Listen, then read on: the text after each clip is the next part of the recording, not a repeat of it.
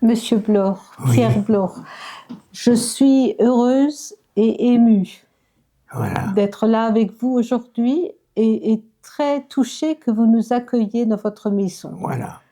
Alors, je vais vous raconter mon histoire. Oui. Bouzonville est dans un no man's land entre la frontière allemande et la ligne Maginot. Et on était déjà évacués en 1939. Et à cette époque-là, j'avais 4 ans et demi. Et notre point de chute était à 700 km de Bouzonville, à Chauvigny dans la Vienne, à 2 pas de la ligne de démarcation qui scindait la France en deux. Voilà. Au début, on était relativement tranquille. Mais sitôt que les Allemands ont investi la zone libre, c'était la cata. On était complètement sur le qui-vive. Et heureusement, à Chauvigny, il y a le maire, Jacques Toula, il a fait disparaître tous les non-juifs de l'état civil. Alors on n'existait pas. Et à l'époque, j'étais scolarisé clandestinement par des instituteurs qui ont pris des risques pour nous instruire. Ces instituteurs, il y en a un qui s'appelait, le directeur c'était Monsieur Michardière, il y en a un avec son épouse, Monsieur Grimaudot, et l'autre, je me souviens plus. Et ces gens-là ont pris des risques aussi pour nous. Voilà. Et quand il y avait danger, les gendarmes nous prévenaient. Et on avait un endroit, un hameau à côté de Chauvigny, et il faut y aller à travers champs. On ne pouvait pas aller par les routes, puisqu'il y avait constamment des voitures allemandes qui passaient. On passait par les chapates, et on avait un refuge chez Madame Bajou, à la Chevalière. Cette dame n'a pas eu beaucoup de chance. Elle a perdu son mari pendant la guerre de 14 et elle avait un fils, il a été tué en 40 à Dunkerque. Alors elle nous a dit, vous êtes bien chez moi, mais soyez discrets, vous pouvez rester aussi longtemps que vous voulez, mais puisqu'il y a une famille en bas du village qui n'est pas tout à fait nette. Voilà ce qu'elle nous a dit. Oui, Monsieur Blore, vous avez été évacué donc le 1er septembre 1939 39. et vous êtes parti, la communauté juive de Bouzonville est partie en même temps que la population de Bouzonville. Bouzonvilloise, oui, puisque les forts de la ligne Maginot, ils étaient 8 kilomètres derrière. Et si les forts tiraient avec leur artillerie, les obus tombaient sur Bouzonville. C'est pour ça qu'on a déjà évacué de bonne heure. Voilà. Et à l'époque, j'avais 4 ans et demi. Et on est arrivé dans la Vienne, il y avait 800 personnes qui ont été évacuées. 800 personnes. Et après, tous ceux qui n'avaient rien à risquer, ils sont retournés à Bouzonville. Mais ils n'ont pas fait le bon choix. Puisqu'après, ils ont été enrôlés dans la Wehrmacht, comme malgré nous, et ils ont été travailler les plus jeunes dans les STO. Voilà. D'accord. Et vos parents avaient combien d'enfants? Vous étiez combien à l'époque? Ben, mon père, ma mère, mais mon père était militaire, et ma mère est partie avec mon frère qui était l'aîné, ma sœur qui était la deuxième, et moi le plus jeune. Voilà. Et votre père était militaire dans l'armée française alors? C'est ça? Votre papa, votre père? Oui, ben il était d'abord dans l'armée allemande. Hein. Il était, comme c'était à Lorrain, il était en Haute-Silésie. Oui, l'Alsacien Lorrain, ils les ont pas mis sur le front français. Oui, oui. Ils les ont mis autre part. Il était en Haute-Silésie. Et après, il a été, en 1939, il a été nous pris, engagé, et il était en gare de Metz. Il faisait le tri en gare de Metz. Et une fois que c'était l'armistice, il est revenu à Chauvigny. Et après, il pouvait y travailler dans les carrières. Et sitôt que les Allemands ont investi la zone libre, il ne trouvait plus de travail. Alors il s'est engagé dans le maquis. Voilà. Et il était sous-officier dans le maquis. C'était le sergent Jacot. Et, et à la libération de Chauvigny, il a abandonné le maquis, puisque c'était un homme, il avait presque la cinquantaine. Et puis, et à la fin de la guerre, puisque Chauvigny a été libéré par le maquis. Hein. Mais les Allemands étaient partis en Normandie, il restait encore, mais plus grand-chose, et les maquis les ont chopés. Et, et puis après ça, eh ben, on est revenu à Bouzonville, nos maisons ont été pillées, on n'avait plus rien. J'avais 10 ans, c'est notre tour. On n'avait plus rien, il fallait travailler. Hein. Et j'ai bâclé mes études, j'ai fait mon certificat d'études et appris un métier. Et voilà, c'est comme ça que je m'en suis sorti. Et votre père a repris son commerce à Bouzonville? Ouais, il a repris son commerce et puis il était aussi en même temps premier adjoint de la commune de Bouzonville, mon père, et président de la communauté juive de Bouzonville. Et je me souviens encore, quand la synagogue de Bouzonville a été inaugurée, c'était en 61, il était fier et heureux de faire ça. Mais vous savez, maintenant c'est la commune qui a repris et elle a fait quelque chose de beau dedans. Oui. Quelque chose de beau. Le centre culturel. Il aura et aussi le nom des 2 gendarmes qui nous ont sauvés. Qu'est-ce qui vous a marqué en tant que petit garçon, Mais les émotions et vous les savez, nous, on images? était en zone libre. Et alors, on n'était pas encore embêtés. Hein? Et sitôt que les Allemands, ils ont investi la zone libre, c'était le souk. Il fallait se cacher, il y avait constamment des rafles, et on avait des points de chute, mais seulement les gendarmes nous prévenaient. Et puis on avait un point de chute à la Chevalière chez cette vieille dame, Madame Bajou. Voilà. Est-ce que vous vous rappelez des voyages en train quand vous êtes parti? Oh, j'étais trop petit. Oui. Je me souviens qu'on était trop longtemps dans le train, qu'on avait faim, qu'on avait soif et qu'on trouvait le temps long. Mm. Puisque les trains n'allaient pas aussi vite que maintenant. Et vous vous rappelez quand vous êtes revenu à Bouzonville à 10 ans, Oui. comment Ah ben, c'était? j'ai eu 10 ans sur un banc de la gare de l'Est sur notre retour. Et vu que j'étais gosse dans le train, les trains étaient bondés. Et il y a un compartiment, il y avait des personnes, ils m'ont vu dehors, ils m'ont pris chez eux. Et en arrivant en Paris, j'ai attrapé toute la vermine qu'ils avaient après eux. Alors, ma mère m'a épouillé sur un banc de la gare de l'Est. Mais encore un autre truc que je me souviens très bien, il y avait les trains sanitaires qui venaient en gare de l'Est, qui ramenaient les déportés. Et les ambulances, ils montaient jusque sur le quai. Et les ambulanciers, ils rentraient dans les wagons. Et quand ils ressortaient, ils faisaient comme ça. Il y en avait beaucoup qui n'avaient pas survécu au voyage. J'étais tellement faible.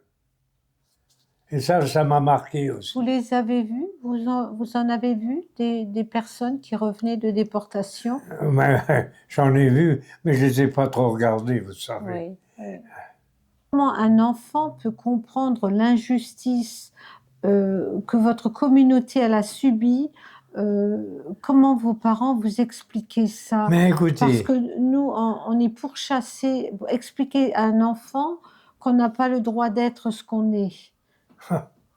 Comment est-ce on comment vous savait avez ça. compris ça? On savait en étant juif qu'on était traqués. Ça, on le savait, hein, même en tout gros ça. On savait. Vous savez, ceux qui n'avaient rien à risquer, ils sont revenus en 41 à Bouzonville. Mais ils n'ont pas fait le bon choix. Hein. Je vous garantis, il y avait un tri dans la Meuse, Et ceux qui ne convenaient pas, eh ben, ils les ont renvoyés. Et les autres, ils ont été investis dans l'armée allemande comme malgré nous. Ils n'étaient pas plus avancés pour ça. Voilà.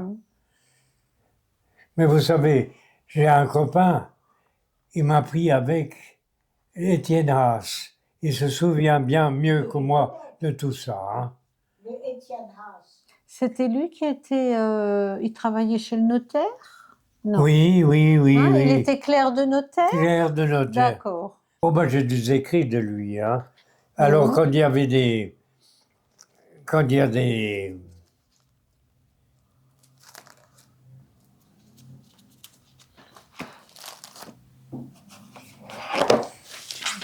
Moi j'ai des écrits. C'est un copain, mais il est plus vieux que moi. Hein. Il est plus vieux que moi. Ah, oui, oui, oui. Il Vous vit voyez, encore? Il vit encore? Oui, s'il est encore en vie, il a 95 ans. Mais oui, parce qu'il est Il est- âgé. Moi, Voilà. il Hein. nous avait fait... Vous voyez, voilà, Oui. voilà, des lettres de lui.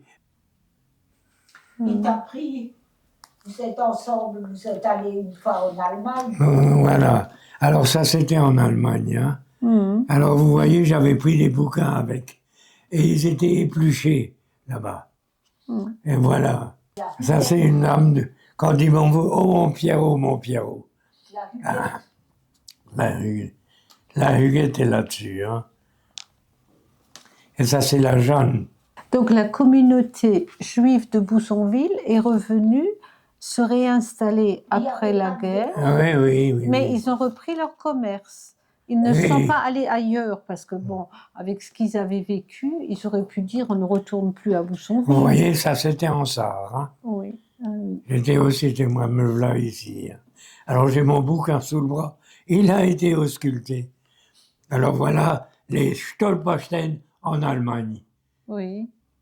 Ils sont tous pareils, les Stolperstein. Ils ont Ouais, tous la ouais. même taille. Oui, oui. Partout. C'est comme un pavé. Hein. Oui, oui, Vous oui. voyez. C'est la taille d'un pavé, quoi. Oui. Alors La j'ai pavé à témoigné à l'ancienne. Nidaltorf et j'étais à... Ah oui, c'est près de Boussonville, ça Oui. va, Nidaltroff. Oui, à côté. Et après j'étais encore à Oui. Ziersburg.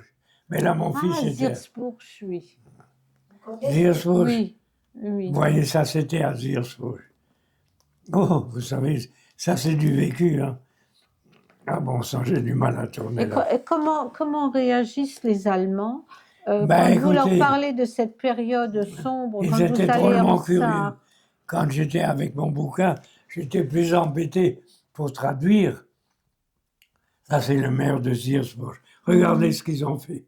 Ils ont fait un Magen David. Et vous Ah, savez, oui. les Juifs allemands, ils ont été ramassés. Il y en a beaucoup qui ont passé la frontière et qui ont été restés à Bouzonville. Ils n'étaient pas embêtés par leur... Tout le monde parlait le patois là-bas. Et ceux qui sont partis à l'intérieur de la France, ils ont pris pour des bouches. Et les policiers français les ont ramassés et les ont à Gurs, dans les Pyrénées-Atlantiques, à Gurs. Hein, et ils ont fait... Et, sitôt que les Allemands ils ont investi la zone libre, ils les ont ramassés. Ils les ont tous déportés. Il n'y a aucun... Alors il y a 6 personnes de là qui ont été déportées. Alors ils ont fait un Magen David avec les pierres du cantonnement qu'ils étaient à Gurs dans les Pyrénées. Et ils ont fait un Magen David sur chaque truc, ils ont mis un rocher de Gurs. Et mon fils était avec là-bas. Hein. D'accord. Ils ont fait une étoile de David en pavé. Oui, une étoile de David. Et ils ont mis des noms? Ils ont mis des noms? Oui, là, j'ai 3 ans. J'ai 3 ans là-dessus. C'était en 38. En 38. C'est le plus beau de la bande. Vous êtes encore le plus beau, hein? Oh, oui. Un vieux croulant de presque 90 ans. Mais les Allemands, ils étaient très curieux, hein, très, très curieux. Alors ça, c'est... Assez Bono. D'accord. Et c'est lui qui a eu cette médaille des justes. Voilà. Il a fait de nuit à bicyclette, 24 km pour nous avertir que la milice avait préparé les camions pour faire une graffe de grande envergure. Voilà. Et ça a pu sauver Toute la communauté toute la juive. communauté. Qui était Deux gendarmes et le maire de Chauvigny. Ils ont sauvé toute la communauté juive de Vauzanville. Aucune arrestation. Monsieur Blore, est-ce que vos parents étaient obligés de porter l'étoile? Ne- Là-bas, était- vous ne portiez pas on l'étoile était- quand même. Écoutez, à Non. l'âge de 7 ans, il fallait la porter. Mais à Chauvigny, il y avait tellement de maquis qu'ils ont dit, quand ils ont vu, puisque ça les embêtait aussi, hein. Alors ils nous ont dit, enlevez ce truc-là, vous vous faites remarquer. Mais Et on oui. l'a tous enlevé, Ah, les enfants à partir de 7 ans? à partir de 7 ans. D'accord, ça je ne savais pas. Ah oui, donc les gens les ont enlevés. Les, Tout le monde l'a enlevé, les étoiles. l'étoile. de- Oui. Mais on était obligé de la porter. À partir de 43, on était obligé de la porter. Sitôt qu'ils avaient la zone libre, je vais vous montrer la ligne de démarcation aussi, hein. Allez-y. Est-ce que vous avez encore des contacts avec les personnes de Chauvigny, avec J'avais un quelqu'un? contact avec un ami d'enfance qui est un an un plus jeune que moi, 1 an, mais je ne crois pas qu'il est encore de ce monde. La dernière fois que je l'ai vu, il était en mauvais état, et autrement, je n'ai pas de souvenir, hein. Je n'ai pas de souvenir, vous savez, on était pas tellement... Il fallait se cacher, hein. Voilà. Aller chez Madame Bajou, et on ne sortait pas. Vous restiez À l'intérieur. C'était Puisqu'il y une avait ferme. une famille dans le village. Vous savez, les gens, ils recevaient des sous s'ils dénonçaient des juifs, hein. Et il y avait une famille comme ça en bas. Et on nous a prévenus tout de suite, soyez discrets. Voilà. Vous étiez dans la cave, Non, Vous non, on étiez était dans la maison, dans la maison. mais on sortait pas. D'accord. Et il n'y a jamais eu d'Allemands qui sont venus dans la maison pour...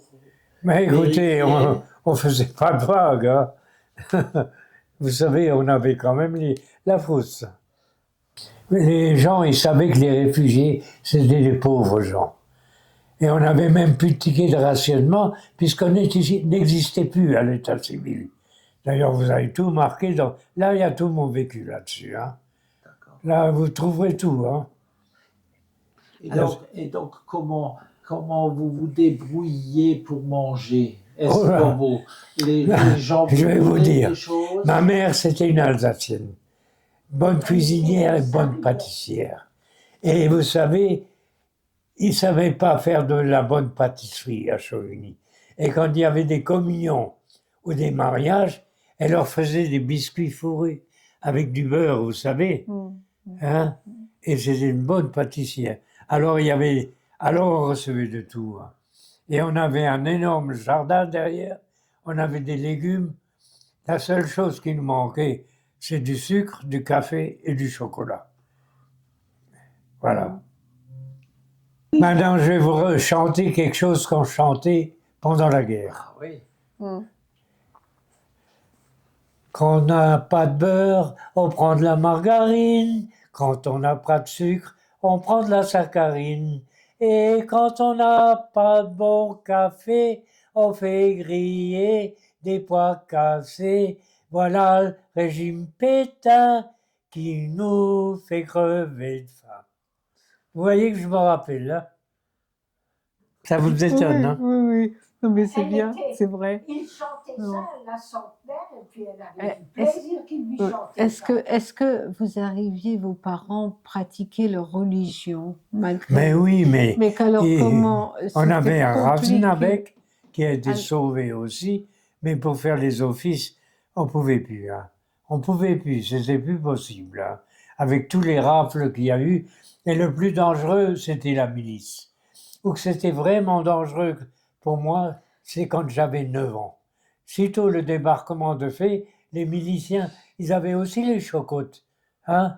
Ils avaient aussi, ils savaient qu'ils allaient passer à la cassole aussi, puisqu'ils ont fait tellement de saloperies que je ne crois pas qu'il y en a beaucoup qui sont rescapés à la fin de la guerre, qui ont tenu le choc.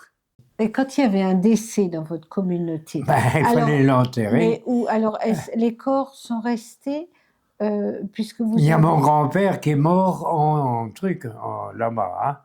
Alors il Ouais. fallut faire les Arianes. C'est une couturière qui a fait les habits mortuaires, qu'il a fait avec des draps. C'est un linceul, alors. Oui, C'était des linceuls? monsieur, il sait ce que c'est. Hein. Oui. Et ils ont été enterrés là-bas. Et en 1947, tous les corps ont été rapatriés à Bouzonville. Ceux qui sont morts en exil, ils ont tous été ramenés. Voilà. D'accord. À Bouzonville. Au Mon cimetière grand-père. de Bouzonville. Donc, tout le monde a été ramené au cimetière de Bouzonville. Ils sont enterrés au cimetière de Bouzonville. Voilà. Ils les ont déterrés et ils les ont ramenés. Avec l'âge que vous savez, quand vous voyez l'histoire comme elle est maintenant, les tensions qu'il y a dans le monde, et qu'est-ce que vous en pensez? Qu'est-ce que j'en pensais? Que c'était une drôle d'époque et il fallait passer à travers. Hein. Qu'est-ce que vous voulez faire? Qu'est-ce qu'ils voulaient faire? Hein? Et aujourd'hui, qu'est-ce qu'on a appris, nous, de toute cette tragédie? Qu'est-ce que nous, la Et génération... heureusement qu'il y a encore des gens de ma mémoire pour pouvoir raconter quoi que ce soit. Vous voyez, dans la communauté juive de Sarrebourg, il y a des gens, ils l'ont vécu aussi, mais ils sont au courant de rien. Ils étaient cachés dans les fermes, dans le massif central et à droite et à gauche. Ils se souviennent de rien du tout. Je suis le seul qui se souvient dans l'arrondissement de Sarrebourg. Le seul. Voilà. Et tout ça, c'est à cause de cet article-là que j'ai fait dans la Vienne que toute mon histoire a commencé. Et je voulais même pas témoigner à Bouzonville, mais le maire de Bouzonville a fait une chose que j'étais obligé d'investir. Alors j'aurais envoyé un document comme ça, et j'ai eu l'invitation tout de suite pour la cérémonie de truc. Tout de suite, j'ai eu Il y a une l'invitation. journaliste un dimanche qu'elle a téléphoné. C'est très, très important, votre témoignage. Je trouve pour les jeunes, je trouve pour... ça fait...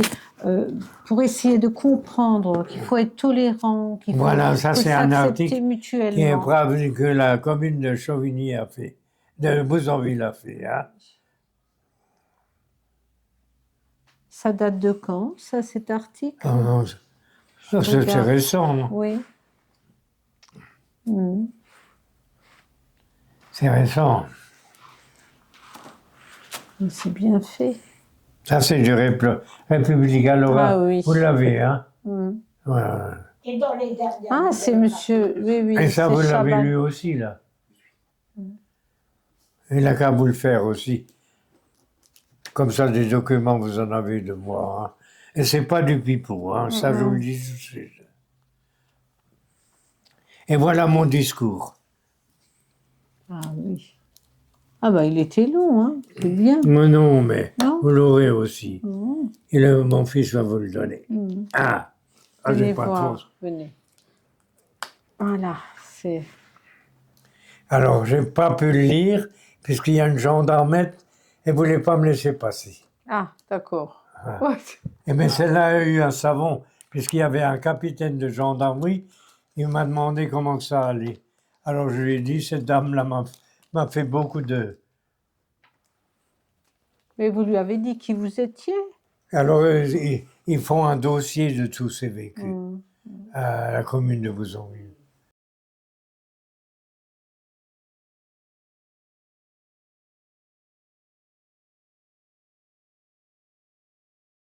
Et dans la même brigade de gendarmerie, il y avait deux gendarmes qui avaient le même double monogramme. Il y en a un qui s'appelait Afné Bono, ça c'était le bon. Et Alain Bono, c'était pas le bon. Voilà. Et ils ont honoré le mauvais. Et quand la cérémonie était finie, il y a un ancien maquisard qui est venu chez moi, il s'appelait Gaston Servanti. Il a dit à une dame qui avait témoigné, Nicole Houcault, qui avait témoigné, vous n'avez pas honoré le bon. Comment? Qu'est-ce qu'on va faire? Qu'est-ce qu'on va faire? Et alors là, il y a eu un petit miracle. Le petit-fils de ce gendarme, est venu commander la brigade de Chauvigny, où son grand-père aidé avant. Et ce Gaston Cervanti a été chez lui. Et alors, et la femme de celui-là a reçu la lettre du Armand Salomon. Je crois qu'il vous l'a donnée. Non, pas celle-là. Non, c'est pas ça. Non. Ça commence à Ok. s'embrouiller. Hein. Ouais, Ça, c'est pour on va vous mettre tout. un dossier. Alors, ça, c'est mon vécu. Ça, on a fermé. Non, ça, c'est Non, autre ouais, ça chose. fait rien. Donc il a été honoré par la suite, ce Alphée. Et il a été honoré par la suite. Oui, oui, oui, oui. oui. D'accord. Oui, oui. Et Et ma sœur était témoignée là-bas. Hein. Oui, vous avez des souvenirs de Chauvigny. Voilà. Des Je vais vous souvenirs raconter le mémorables. premier. Oui, Vous savez, à Chauvigny, il y a la côte de Poitiers. C'est ça monte du pont de la Vienne jusqu'en haut de la côte. Et au milieu, il y avait un pont de chemin de fer. Et les maquisards, ils ont fait sauter le pont de chemin de fer. Et la route est en descente vers le pont. Et il y a une voiture avec 2, 3 officiers et leur chauffeur qui venaient de Poitiers. Cette côte, on l'appelait la côte de Poitiers. Et ils n'ont pas vu que le pont était sauté, alors ils sont tombés 10 mètres en contrebas. Ils étaient tous les 4 tués sur le coup. Voilà. Donc ils ont essayé de ralentir ou d'empêcher Non, ils le n'ont pas pu repli. éviter. Ils Oui. roulaient tellement vite qu'ils ont été dans le trou. Et le deuxième que je me rappelle, j'étais à la pêche avec un copain et qui était 2 ans plus vieux que moi. À l'époque, j'avais 9 ans. Qui était 2 ans plus vieux que moi. Il était réfugié du Nord ou de Bretagne. Il voyait tous les travaux qui se faisaient le long de la côte atlantique. Alors ils sont venus se réfugier à l'intérieur de la France. Hein? Et alors, en arrivant au carrefour, pour prendre la rue de la Gare, pour rentrer chez nous, il y avait une voiture noire, il y avait 4, 5 bonhommes habillés en noir, ils portaient des bérets.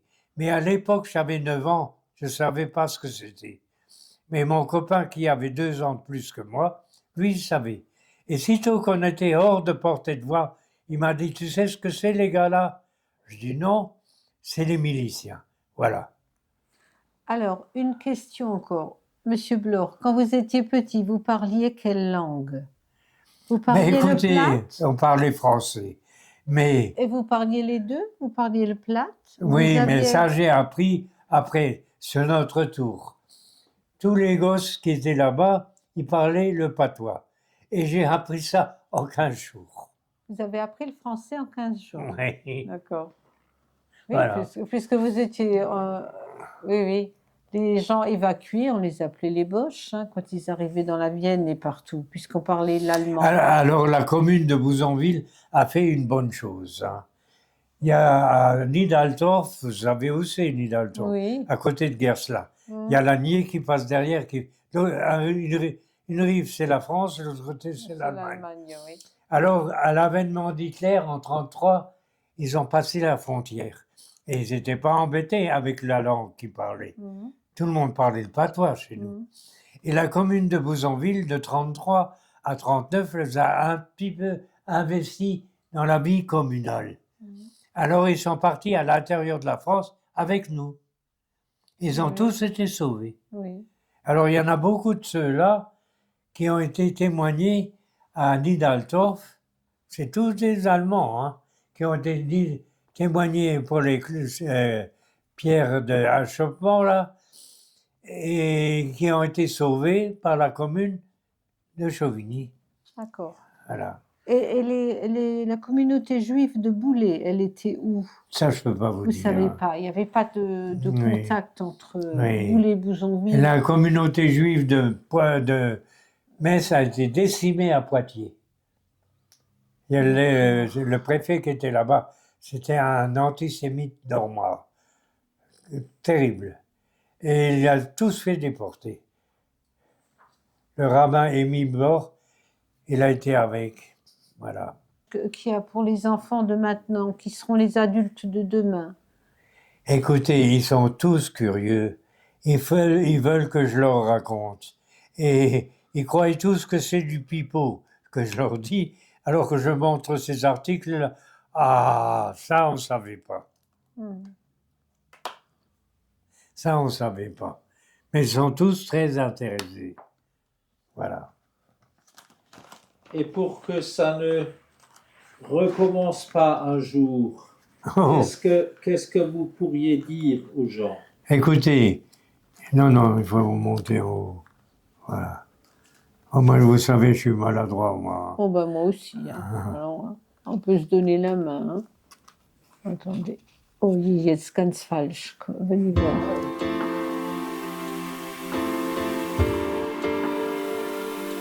Je bafouille pas trop. Non, c'est bien. Appuyez Ah pas. non, mais c'est bien.